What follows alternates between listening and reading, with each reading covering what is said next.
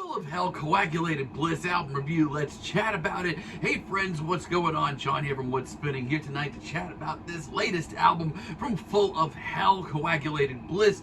They are a Maryland-based grindcore and deathgrind act. They've been at it for a couple of years now, and for a long time they've kind of been looked at as one of the more respected names in these genres, and it's not really that hard to see why. Now, honestly, I've always been a little bit more interested in their collaborative work. Their split albums, like their work with The Body, or the albums that they put out last year with Primitive Man and Nothing. Those were really good ones. But when it comes to their solo stuff, I'm gonna be perfectly honest with you, I've been a little all over the place. Their first two records, I've always thought they were just a little too grimy, a little too muddy for my liking at least, a little too experimental as well. But on the other hand, albums like Weeping Choir and Trumpeting Ecstasy, these albums both landed on my year-end list as one of my favorite records of the year. I was really obsessed with those things. Now, the last time we heard from Full of Hell on their own, they released the Garden of Burning Apparitions album, and gonna be honest, I just kind of shrugged at this thing.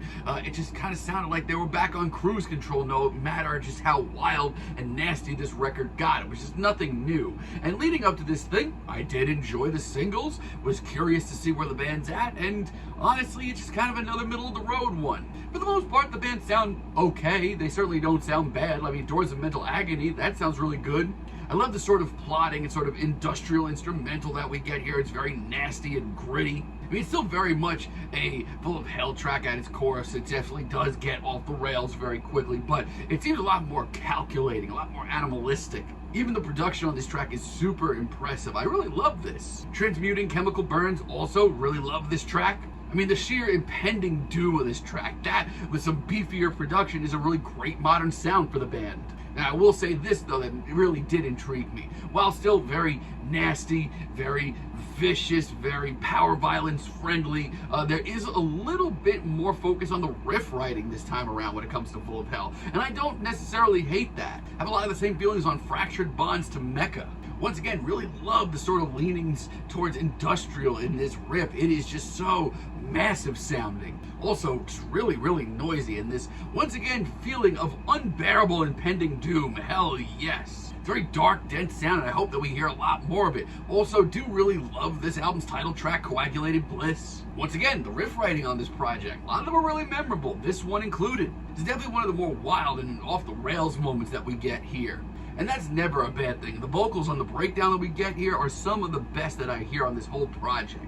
We also get Bleeding Horizon, which in this sea of tracks that barely crack the 2-minute mark, this one's well over 6 minutes, and it goes in the sludgier direction of that project they put out with Primitive Man last year. It's a very visual track. It's very muddy and tortured, and honestly, it's really impressive too. Just know that there's absolutely no hope in sight, and we're not turning back from that. My biggest issue with this project is when the band starts to branch out a little bit. It's there where the band just sounds not comfortable with where they're at right now, honestly. Like this album's intro, Half-Life Changelings. This is one of the worst tracks from Full of Hell I've heard in a really long time. Like I said, a lot of really memorable riffs on this project, but then I hear this track and I don't know what they were thinking. Like, there's a lot of other tracks here that the production just gives the band a little bit more of a polished sound, but it comes off a whole lot better than this. It's the worst track here by far. I almost didn't listen to the rest of this thing.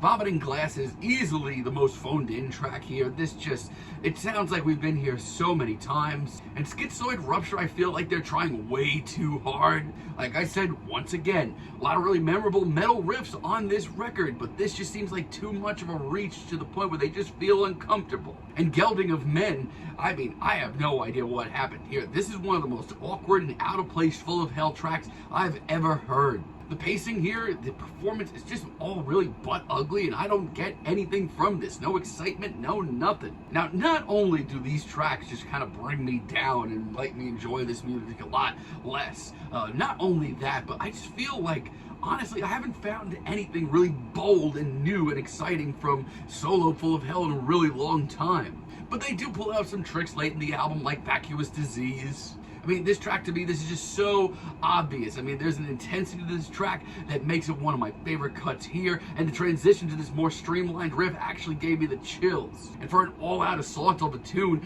look no further than Gasping Dust. This is genuinely one of the most noisy and chaotic tracks on this entire record. And Ross Dolan of Immolation is on this track. That's cool. And Malformed Ligature as a finale to this record is one of the best tracks here. Not only does it have just a serious sense of drama to it that is just a really nice surprise, overall, everything about this track works production-wise. It just sounds great. Also, Jay Bannon of Converge is on this track. Once again, A+.